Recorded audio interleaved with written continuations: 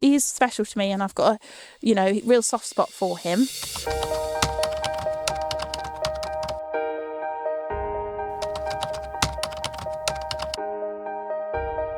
Hello, my name is Jude and I'm a communications manager here at Redwing. I am the editor of our newsletter, the printed publication that goes out to our supporters twice a year, and I also support our welfare team when they go out on rescue operations. I quite often attend with them to offer them some communication support there as well. So it was supporting my welfare colleagues that I first met Mason. It was 2023, we were carrying out an operation on Gethlogare Common in Wales. Redwings has been involved with the ponies on Gethlogare Common for over 20 years now. The ponies there are semi-feral, which means they don't have an owner because they're just left to kind of breed indiscriminately. The numbers of the horses in the herds now vastly outweigh what the land can sustain. And Mason was flagged to one of our vets because he seemed to be underweight and struggling. And we kind of observed the herd and realised that he didn't have a mum. He was a little orphan foal. He was finding life on the common in winter, which is tough at the best of time. The weather is harsh for them. There is less food around.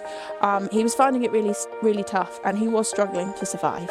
So Mason is really special to me because I would say this is one of the first horses that I saw right from their very beginning with Redwings, so their rescue situation, all the way through to him living here now. So I first met Mason on the common, and I was there with Nick, our head of welfare, and he's one of our welfare vets, and he was doing Mason's exam. Because Mason had more complex care needs, being an orphan foal and being, we suspected that he was probably poorly, it was decided that he would come to Redwings because we do tend to take on the more veterinary complex cases. So I was at reception centre, which is where all of our new arrivals go to for their period of quarantine and intake at Redwings, when Mason arrived on the lorry from Gethlogare.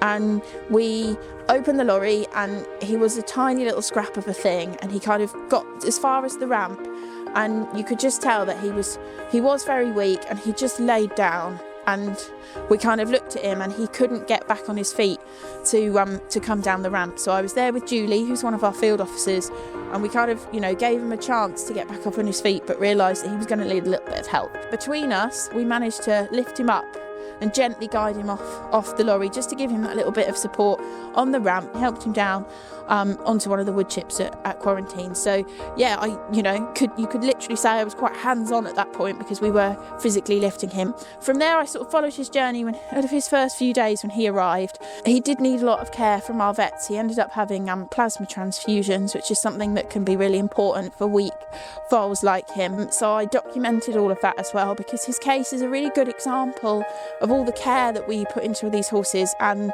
the lengths we'll go to make sure that we give them the best chance. Because I'd seen all of that so far, I do, he is special to me, and I've got a real soft spot for him. For a long while, the vets were really worried about Mason. There was real concern as to whether he would pull through. But I think one of the moments that really sticks out to me is the moment we knew, he'd made a physical recovery.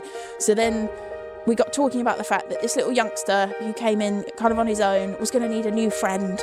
And there was another pony who'd come in about the same time as him, slightly before, and that is our Barney. And Barney had got a really tragic story of his own. He was found upside down on a pile of rubble, brought to Redwings because there was no owner found for him.